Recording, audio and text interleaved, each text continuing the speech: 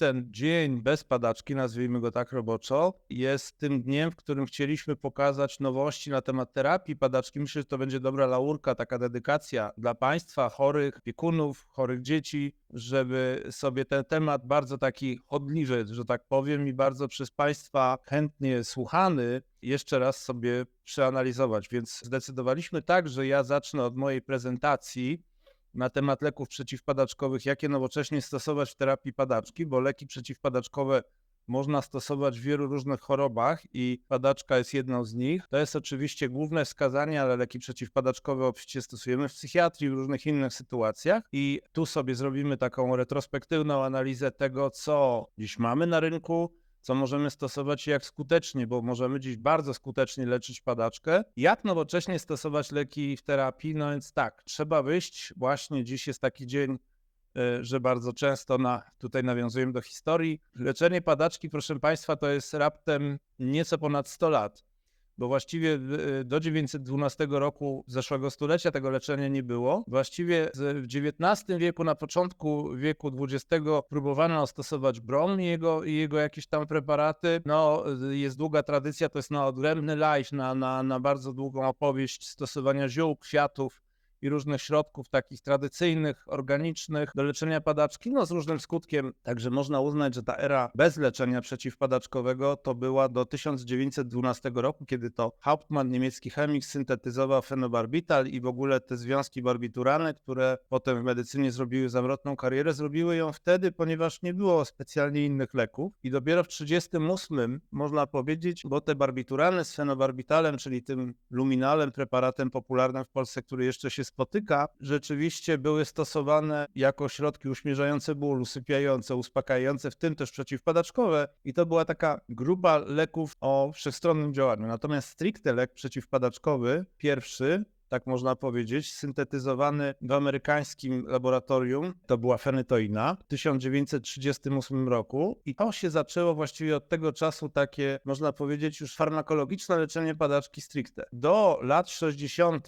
właściwie było ubóstwo, jakieś takie pojedyncze były substancje stosowane, ale to było dosyć tak biednie, powiedziałbym. Natomiast w 60 roku wyraźnie buchnęła ta farmakoterapia i jeszcze wtedy oczywiście najczęściej w drodze przypadku, ale zaczęto syntetyzować nowe substancje, intensywniej szukać i wtedy powstała karbamazepina, czyli ten polski amizepin, tegretol, to było laboratorium Ciba-Geigy i ten pierwotny preparat oryginalny nazywał się tegretol, prawda, dziś mamy finlepsin, amizepin, neurotop, timonil, bardzo wiele preparatów karbamazepiny, kwas walproinowy, czyli we francuskim laboratorium syntetyzowany po raz pierwszy lek, który dziś, prawda, jest legendą epileptologii, czyli depakina we wszystkich jej odmianach, ale też konwuleks, filim i różne preparaty z tego obszaru. No i powstały wtedy benzodiazepiny, co do których były znacznie większe nadzieje, jak one powstały, ponieważ wydawało się, że to są leki świetne, silnie działające. O stałym działaniu okazało się, że to jest działanie takie paranarkotyczne, które niestety silnie uzależnia i generalnie to są leki, które nie mogą być stosowane przewlekle. Od 90 roku mamy nową erę, nowe leki nowej generacji i w 98 roku ten lek taki, który ja uważam za przełomowy, Keppra, czyli levotiracetam, to jest tak zwana trzecia generacja. Ja to troszkę po swojemu, zaraz Państwu pokażę, jak ja to dzielę, ale to tak dzielę troszkę może odrębnie, jak w stosunku do podręczników neurologii, tak żeby Państwu było łatwiej zrozumieć pewne takie etapy i pewne jakby przedziały czasu, w których coś się zmieniało. No i w roku 2012 jest syntetyzowany taki lek symbol nowej, kolejnej epoki terapii, czyli ontozrycenobana, to jest taka czwarta generacja, byśmy powiedzieli. I teraz ile mamy tych leków? Bo to jest zawsze pytanie, które pacjenci mi stawiają, no panie doktorze, jak ten lek nie zadziała, to który mamy, no więc możemy wyjść z takiego założenia, ile mamy leków i zobaczcie Państwo, że tych leków w sumie, tak ja naliczyłem, około 37, może ich jest tam jeszcze ze dwa więcej, może jak tu któryś zapomniałem, ale tych starych konwencjonalnych, których praktycznie już nie stosujemy, te na czerwono, to są te właśnie stare bromki, które jeszcze można spotkać w postaci wziewów, czy substancji, czy jakichś soli stosować. Są jeszcze wyznawcy tego, żeby bromki stosować. Tu nawet kilku kolegów z Polski stara się w jakichś takich trudnych, skrajnie trudnych pewnych przypadkach stosować, ale ja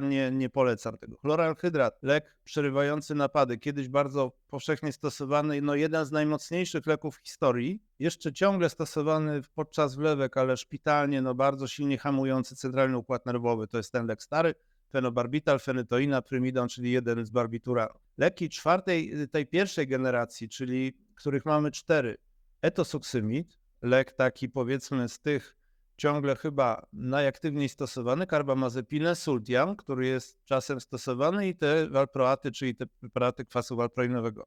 Leki drugiej generacji, czyli tej nowej generacji, byśmy powiedzieli, to gabapentyna, lamotrygina, levetiracetam, oxcarbazepina, pregabalina, stiripentol, lek taki dedykowany do zespołu Dravet, produkcji francuskiej, tiagabina, topiramate, vigabatryna. Tu te leki gabaergiczne, czyli gabapentyna, no tu też może powinien być, bo gdzieś mi się tu zawieruszył vigabatryna, a jest ona. Gabapentyna, vigabatryna, pregabalina i tiagabina to były leki tak zwane gabaergiczne, po których też się spodziewaliśmy troszkę więcej, ich blask trochę przygasł, no ale niemniej są stosowane. Potem była ta druga generacja leków nowych, brivaracetam, cenobamate, eslicarbazepina, lakozamid, perampanel, rufinamid i zonisamid. To są te leki obecnie, które uchodzą za te nowe i są stosowane w tej takiej linii leków najnowszych. Mamy też leki najnowsze w trakcie badań, których mamy 6. Fenfluramina, która już puka do drzwi, ganaxolon, patsevonil, trudno powiedzieć, soticlestat, no do zespołu, to jeszcze zobaczymy. No i 7 leków tych, które mamy teoretycznie, ale których nie wolno stosować przewlekle do szczególnych sytuacji. Diazepam, prawda, czyli ten lek popularny we wlewkach. Clobazam, czyli Frisium, którego też, jak ja twierdzę, nie wolno stosować przewlekle, ale niestety stosowane przewlekle jest dosyć często. Wreszcie cannabidiol i preparaty marihuany, które od mniej więcej 2015 roku tak wchodzą i nie mogą wejść i ciągle jest z nimi coś nie tak, no po te preparaty bardzo specyficzne, jak sterydy, synakten do bardzo szczególnych postaci padaczki. Także 37 leków przeciwpadaczkowych w arsenale terapii. Ale co nam zostało w tej terapii? Praktycznie jak odejmiemy te wszystkie leki, których nie można stosować, tylko te leki takie, które no powiedzmy w jakiś sposób dopuszczamy do terapii, chociaż fenobarbital, fenytoina i prymidon to nie są leki na przykład, które mogą być stosowane i są w jakichkolwiek wskazaniach polskich, europejskich, światowych, no ale powiedzmy dopuszczamy, że w jakichś tam sytuacjach szczególnych możemy je stosować i te 2 leki najnowsze, tak spinające klamrą ten cały okres stuletni, fenfluramina i soticlestat, które pewnie za chwilę będą i te leki wszystkie pośrodku, czyli tych 3 generacji, tej klasycznej, tej nowszej i tej najnowszej, to daje nam 24 leki, ale zobaczcie Państwo, że tak naprawdę jak dojdziemy do tego, czym leczymy zwykle, no to posługujemy się 14 lekami, a myślę, że tak naprawdę ich będzie 8 do 10, czyli będzie to etosuksymid, karbamazepina i kwas valproinowy, których ja unikam i to są leki dosyć trudne, sultiam, który stosujemy wyjątkowo rzadko, natomiast lamotrygina, levetiracetam, oxcarbazepina, leki bardzo popularne, pregabalina, stiripentol i gabatryna mniej, brivaracetam, cenobamat zwłaszcza ostatnio i lakozamid, który jest lekiem obecnie chyba najszerzej stosowanym na świecie i zonisamid, taki lek znowu niszowy. Także tych leków zostanie pewnie nam 10 do terapii i jak je dajemy? Zobaczcie Państwo, ja tu przygotowałem tak troszkę po mojemu taki zestaw leków, które są zwykle jak są silne, to są toksyczne. Ja nie chciałem używać w końcu tego słowa niebezpieczne, ale mniej bezpieczne. I tu kwas valproinowy, który jest lekiem niezwykle silnym, jest takim symbolem leku też trochę niebezpiecznego, o wielu działaniach niepożądanych, którym można silnie zatruć. Jest to lek teratogenny i ma wiele minusów, ale bardzo mocny, bardzo skuteczny, w niektórych sytuacjach niezastąpiony, ale w niektórych sytuacjach, nie we wszystkich. I tutaj leki na czerwono, kwas valproinowy, karbamazepina, lamotrygina, które to są leki według mnie trudne w obsłudze. I zderzcie to Państwo z dosyć popularną pozycją tej depakiny, która jest dawana na lewo i na prawo przez osoby niedoświadczone, a to nie jest lek dla osób niedoświadczonych, mówię o lekarzach. To jest lek trudny w obsłudze, którym trzeba umieć się posługiwać. To jest lek dla mnie, dla specjalisty. Natomiast w przeciwieństwie do tego lek bezpieczny, brivaracetam, levetiracetam, lakozamid, to jest lek, który ma empiryczną dawkę dla pacjenta, ustaloną przez producenta, lek, którym praktycznie nie możemy zatruć, lek, którym nie możemy zaszkodzić, co najwyżej będzie nieskuteczny. W związku z tym, im osoba mniej doświadczona, mówię o lekarzu, tym bardziej te leki po prawej stronie powinna stosować. Im osoba bardziej doświadczona może stosować też te leki po stronie lewej i trzeba pamiętać, że te leki, które z reguły silnie działają, są lekami bardziej toksycznymi. Także to jest taka moja troszkę autorska dla Państwa macierz, która pokazuje, że no taki mamy rozrzut, te leki na pomarańczowo to są te leki takie średnio trudne w stosowaniu. Leki te zielone to są leki dosyć łatwe w stosowaniu i łatwe dawkowanie i dosyć bezpieczne w razie pomyłki, bo zawsze zakładamy, ja sam uwierzcie mi Państwo, zakładam, że się mogę pomylić, że coś źle rozpoznam, bo mam, nie wiem, chwilę słabości i mogę coś źle dać. W związku z tym z pewnych leków łatwiej się wycofać też, z pewnych się wycofać trudniej, pewne leki są bardziej obosieczne, inne mniej, prawda? I tak to trzeba widzieć. No i teraz 2 słowa o neurosferze. My mamy system chmurowej opieki Neuroterminal, który wiele z Państwa zna.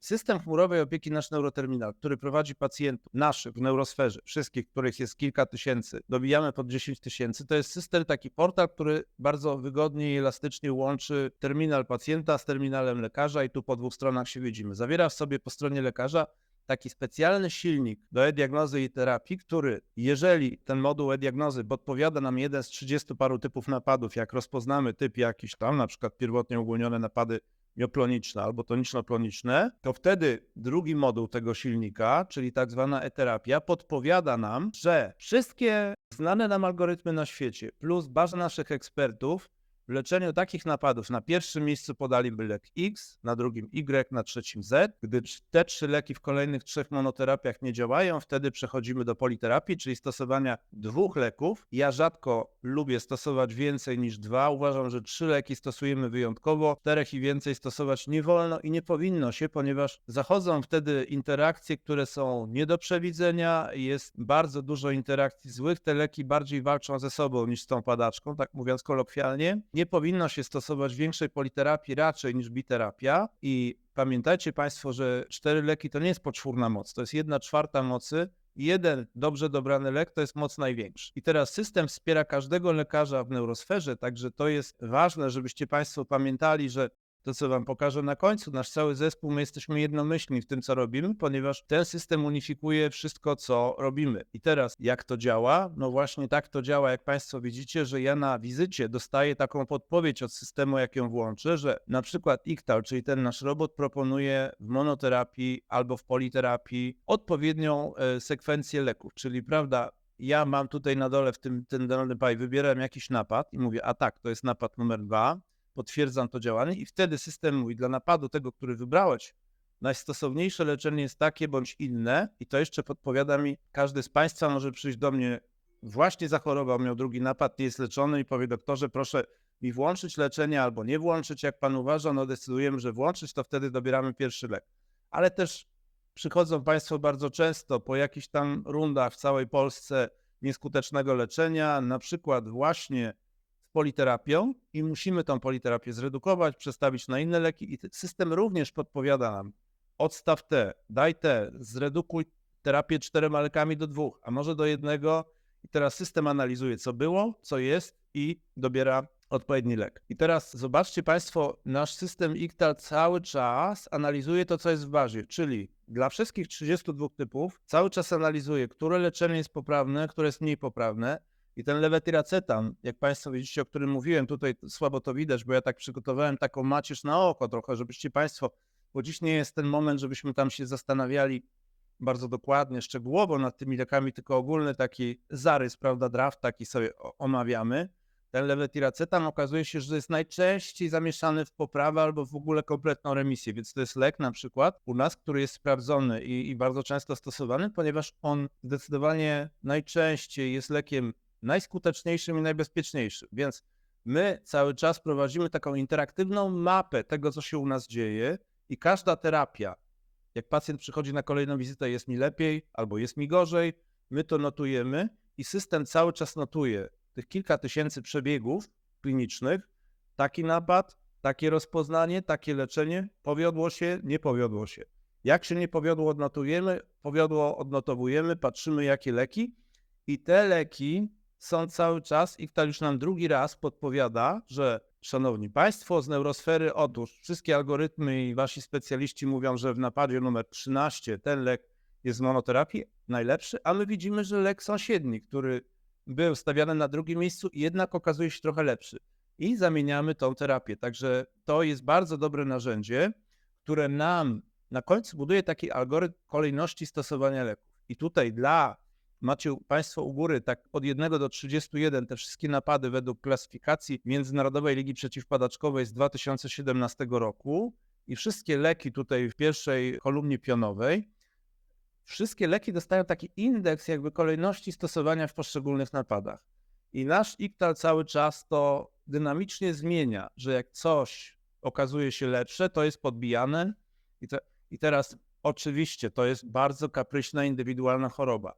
Czasem lek najlepszy, tutaj, który nam wychodzi z tego, u indywidualnego pacjenta kompletnie się nie sprawdza. Musimy zrobić krok wstecz, musimy to leczenie zmienić. No to jest naturalne i normalne. Ta choroba właśnie taka jest. To nie jest cukrzyca, gdzie mamy jeden lek insulinę i poziom cukru jako jedyną wartość, tylko tu mamy napady przeróżne, zmieniające się pod wpływem wieku, hormonów, sytuacji stresowych, jakichś sytuacji pojedynczych. W związku z tym ten algorytm jest bardzo dynamiczny i to, co Państwu chcę pokazać, jest ta zasada. Farmakoterapia mono pierwsza, mono druga, czyli lek najlepszy. Jak on nie zadziała, lek drugi w kolejności, lek trzeci, dopiero potem politerapia aż do wykorzystania wszystkich dostępnych leków i nasz IKTAL stosuje tak zwany symbol Newtona, który automatycznie maczuje wszystkie te nawet 37 leków, ale jak powiedziałem, de facto wszystkich nie będziemy stosować, więc ich na pewnie jest kilkanaście, ale możemy każdy z każdym spróbować. Jak to nie działa, to dopiero sięgamy po terapię alternatywną, czy neurochirurgię w wersji tradycyjnej, resekcyjnej, czy te nowe metody neurostymulacyjne, ablacyjne, specjalne, dietę ketogenną, metody eksperymentalne, to wszystko również Państwo macie u nas w neurosferze i wiecie, że przy drugiej, trzeciej, góra czwartej politerapii już nam nie idzie wybitnie, a tak jak mówię, mamy dosyć duże doświadczenie, taki dosyć doświadczony zespół terapii i ten nasz robot cyfrowy, który nas wspiera. Jeżeli nam nie idzie, to czas sięgnąć po jakąś terapię alternatywną i zwykle to robimy. I teraz neurosfera, pamiętajcie Państwo, zaraz Wam pokażę, to jest 18-osobowy team, gdzieś tak w całości do leczenia padaczki i wykorzystujemy wszystko, co trzeba. Tak jak powiedziałem, ten moduł terapii jest najważniejszy, bo to jest pierwszy krok zawsze terapii, jeżeli ta terapia jest potrzebna, bo jak Państwo wiecie, ja osobiście, ale też uczę moich lekarzy, my nie jesteśmy osobami, które się strasznie rwą do stosowania leków, tak jak to nieraz bywa. I padaczka nie jest chorobą, gdzie można leczyć cokolwiek na zapas, na wszelki wypadek, bo EEG jest złe i tak dalej. Padaczkę się leczy, jeżeli objawy kliniczne tej choroby, czyli napady padaczkowe, są na tyle przeszkadzające, szkodliwe z różnych przyczyn, że trzeba to leczenie włączyć. I tylko wtedy to leczenie włączamy. Leczenie farmakologiczne to ważny główny etap odzyskiwania zdrowia i padaczkę można wyleczyć. Te wszystkie leki, to też jest ciekawe, na jednym tym slajdzie wcześniej pokazywałem tą nazwę ASM. One kiedyś się nazywały AED, Anti-Epileptic Drugs z angielska, dziś jest ta nazwa ASM, Anti-Seizure Medication, bo uważa się, że one jako takie nie leczą padaczki, tylko hamują wyładowania, które wiodą do napadu. Czyli nie są to leki, które działają przyczynowo, ale bardziej objawowo. Natomiast odpowiednio długie odzwyczajanie, tak mówiąc w pewnym uproszczeniu neuronów od tych wyładowań, jednak powoduje to wyleczenie i wiecie Państwo, że padaczkę można wyleczyć. Jest, myślę, bardzo duża grupa osób, którym udało się to leczenie tak przeprowadzić, żeby ta padaczka zniknęła i tak jak mówi dziś dosyć taka ostra definicja Międzynarodowej Ligi Przeciwpadaczkowej, to ten, kto nie ma lat 10, w tym ostatnie 5 bez leków, to jest ten wyleczony z padaczki. Ja myślę, że to de facto jest wcześniej, ale tak powiedzmy, tak to jest. Pierwszy etap nie daje powodzenia, leczenie alternatywne jest kolejnym etapem. Czasem jeśli się udaje zidentyfikować organiczną przyczynę, usuwa się ją od razu, prawda? Guz, dysplazja, naczynia jamiste, jakieś rzeczy, nawet drugi, trzeci napad. Jak wiemy, że mamy w głowie coś organicznego, jak usuniemy, mamy ogromną szansę, rzędu 80-90% na pełne wyleczenie, no to sięgamy po to wcześniej, nie dopiero jak choroba się rozwinie, jest lekooporna.